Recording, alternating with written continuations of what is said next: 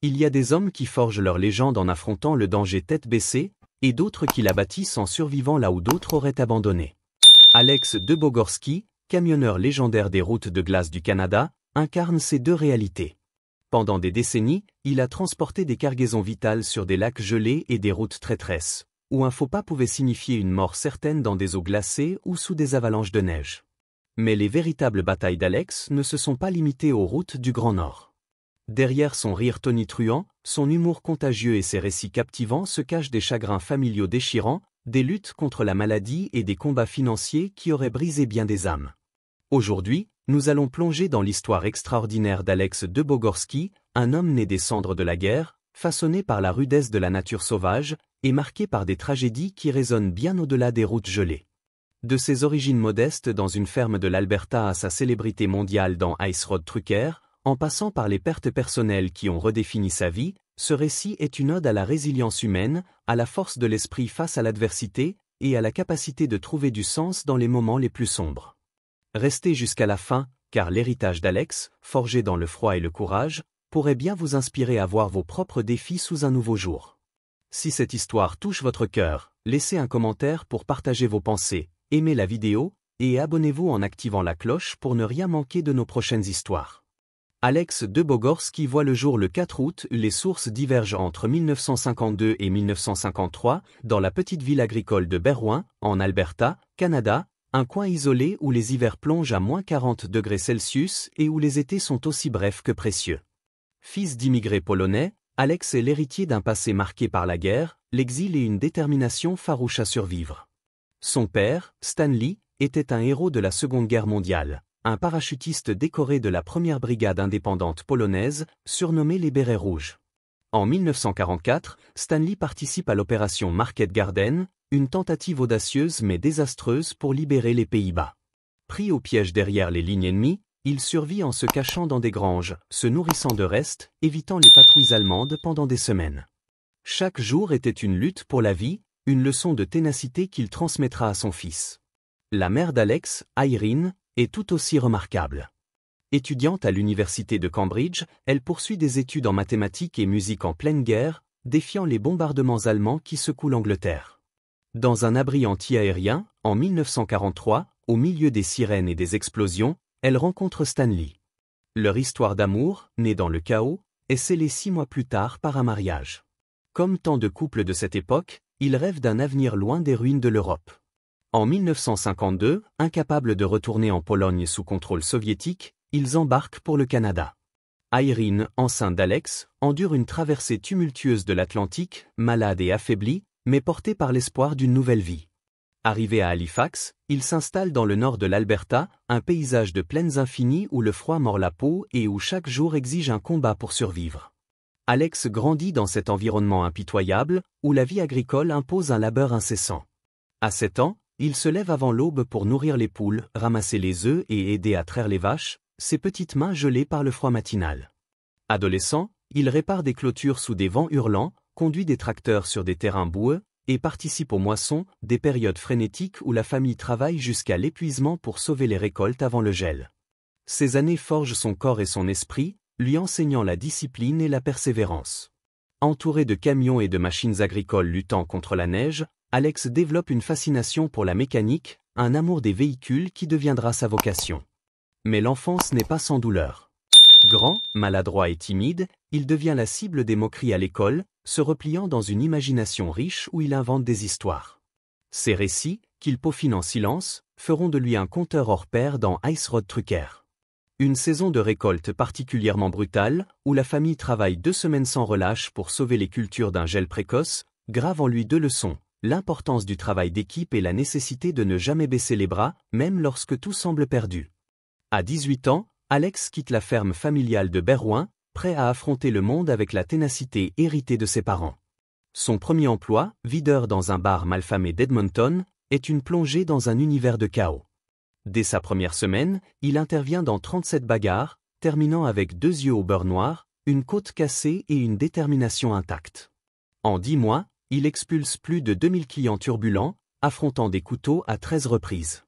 Une nuit, un homme ivre le menace avec une bouteille brisée. Alex, avec un calme presque surnaturel, désamorce la situation en parlant, évitant une blessure grave. Ces nuits violentes lui apprennent à lire le danger, à rester maître de ses émotions, des compétences qui le sauveront plus tard sur les routes de glace. En 1973, cherchant un métier moins périlleux, Alex devient chauffeur de taxi à Edmonton. Mais le danger le rattrape. En 6 mois, il survit à 11 tentatives de vol.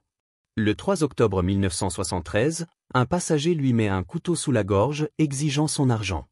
Alex, le cœur battant mais la voix ferme, convainc l'agresseur de lâcher son arme, une preuve de son sang-froid exceptionnel. Ces expériences, bien que traumatisantes, affûtent son instinct de survie et sa capacité à garder la tête froide sous pression. En 1974, Alex se tourne vers les champs pétrolifères de l'Alberta, un travail brutal de 16 heures par jour dans des températures de -40 degrés Celsius. Le 12 juillet 1974, un tuyau de forage se détache et manque de l'écraser. Alex esquive de justesse, le tuyau s'écrasant à quelques centimètres de lui. Cette confrontation avec la mort renforce sa conviction que la survie dépend d'un mélange de chance et de réflexe. Plus tard, il travaille dans les mines de charbon de Grande Cache, descendant à 600 mètres sous terre. Les risques d'éboulement et d'explosion de gaz sont constants. Le 22 mars 1975, un tunnel s'effondre, piégeant 3 mineurs. Alex creuse pendant 17 heures avec une pelle et ses mains, aidant à les libérer. Cette épreuve, héroïque mais épuisante, lui laisse des cicatrices physiques et une conscience aiguë de la fragilité de la vie. Ces années de labeur dans des environnements extrêmes forgent un homme prêt à tout affronter, mais elles plantent aussi les graines d'un épuisement qui le rattrapera des décennies plus tard. Au cœur de ce tourbillon de danger, Alex construit une vie personnelle avec Louise, son amour de lycée. Leur histoire commence par un moment digne d'une comédie romantique. Lors d'un bal scolaire, Alex, déjà grand et maladroit, bouscule accidentellement Louise, bien plus petite. Elle rit, il s'excuse, et de ce malentendu naît une connexion profonde. Le 15 juin 1972, à 19 ans, il se marie dans une cérémonie modeste. Avec peu d'argent, Alex offre une bague façonnée à partir d'$1 en argent, et les invités partagent un repas simple accompagné de thé de pissenlit fait maison. Leur lune de miel, passée sous une tente dans les bois, est interrompue par la visite d'un grizzly curieux. Au lieu de paniquer, ils en rient, transformant l'incident en une anecdote qu'ils raconteront pendant des années. Les premières années de leur mariage sont marquées par une pauvreté écrasante. Entre 1972 et 1976, ils déménagent 14 fois, vivant dans des lieux improbables, un bus scolaire reconverti, une cabane sans eau courante, une grange à peine habitable. En novembre 1972, lors d'une tempête de neige, Louise donne naissance à leur premier enfant. Incapable d'atteindre l'hôpital, Alex doit accoucher le bébé lui-même, une expérience terrifiante mais miraculeuse qui renforce leur lien.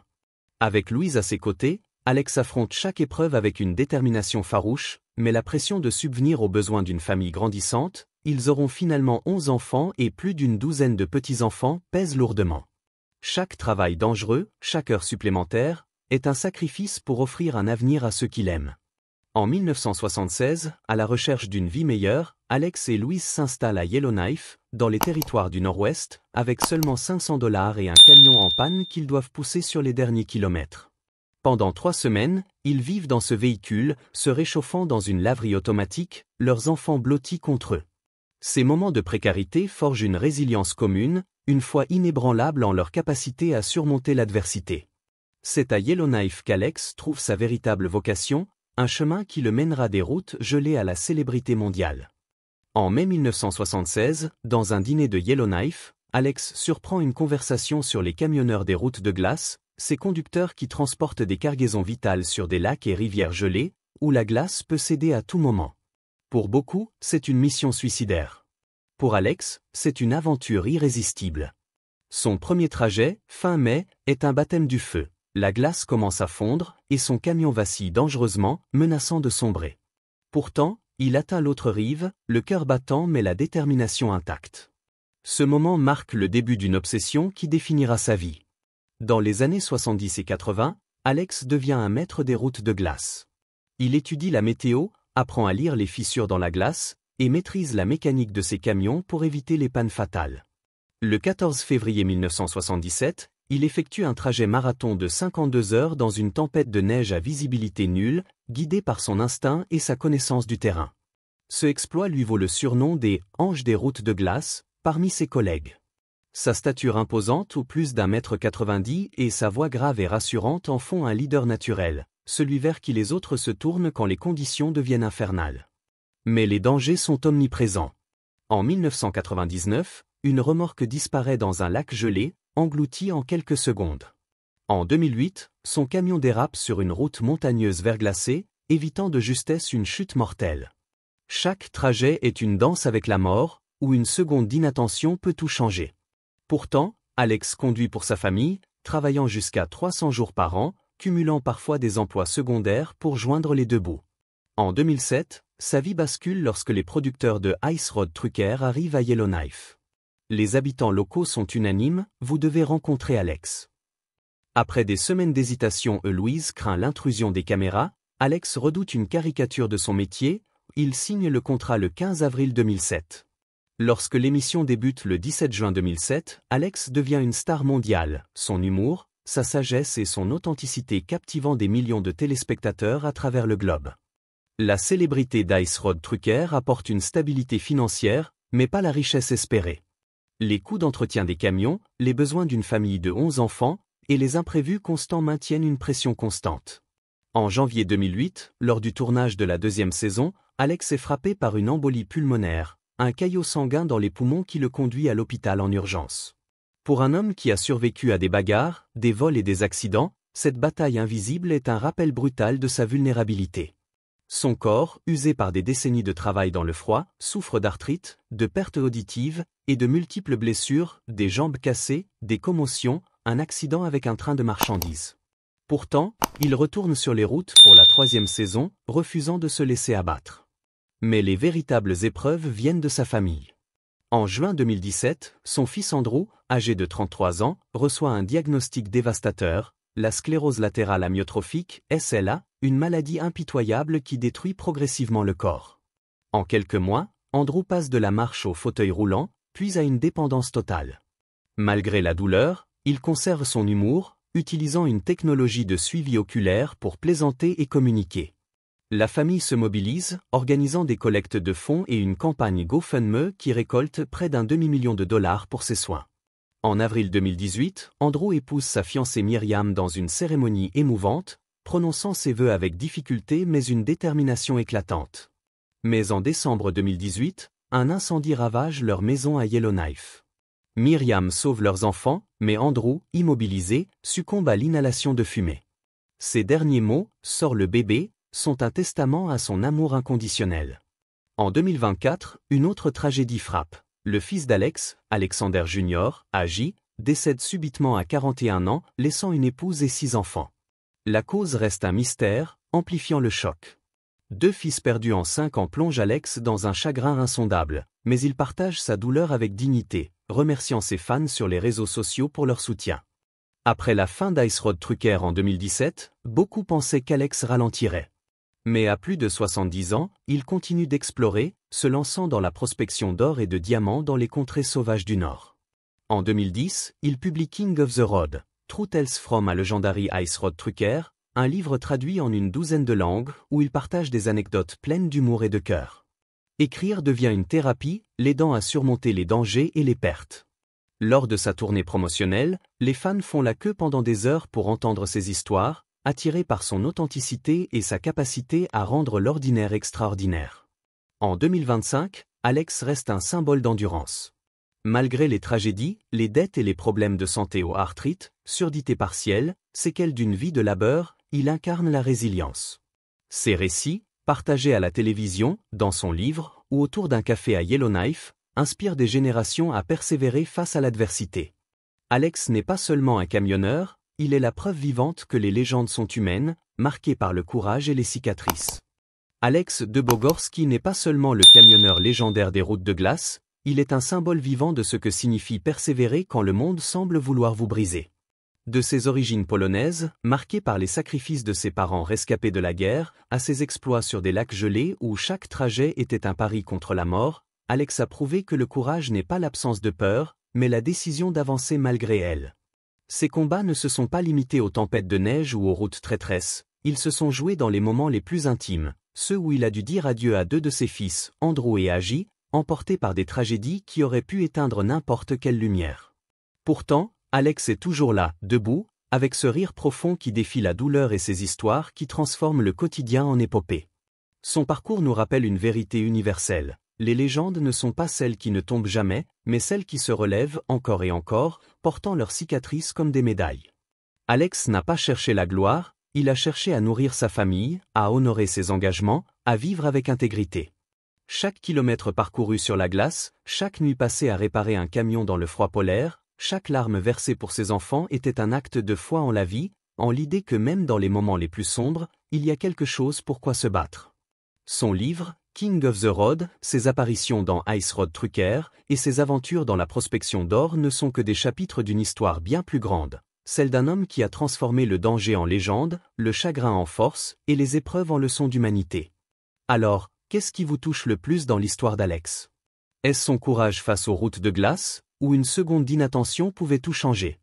Ou est-ce sa résilience face à des pertes personnelles qui auraient brisé tant d'autres? Peut-être est-ce sa capacité à trouver de l'humour et de l'espoir, même dans les pires moments, comme lorsqu'il riait avec Louise sous une tente face à un grizzly, ou lorsqu'il partageait des anecdotes avec des fans du monde entier. Alex nous enseigne que la vie, comme une route de glace, est imprévisible, fragile, mais qu'avec du courage et de l'amour, on peut la traverser. Prenez un moment pour réfléchir. Quelle route difficile avez-vous parcourue dans votre vie, et qu'est-ce qui vous a donné la force de continuer? Partagez vos pensées dans les commentaires, car vos histoires, comme celle d'Alex, méritent d'être entendues. Aimez cette vidéo si elle vous a inspiré, abonnez-vous à la chaîne, et activez la cloche pour ne jamais manquer nos prochains récits sur des vies qui redéfinissent ce que signifie être humain. Merci de votre fidélité, et à bientôt pour une nouvelle aventure qui, comme Alex, nous rappellera que la résilience est le plus grand des héritages.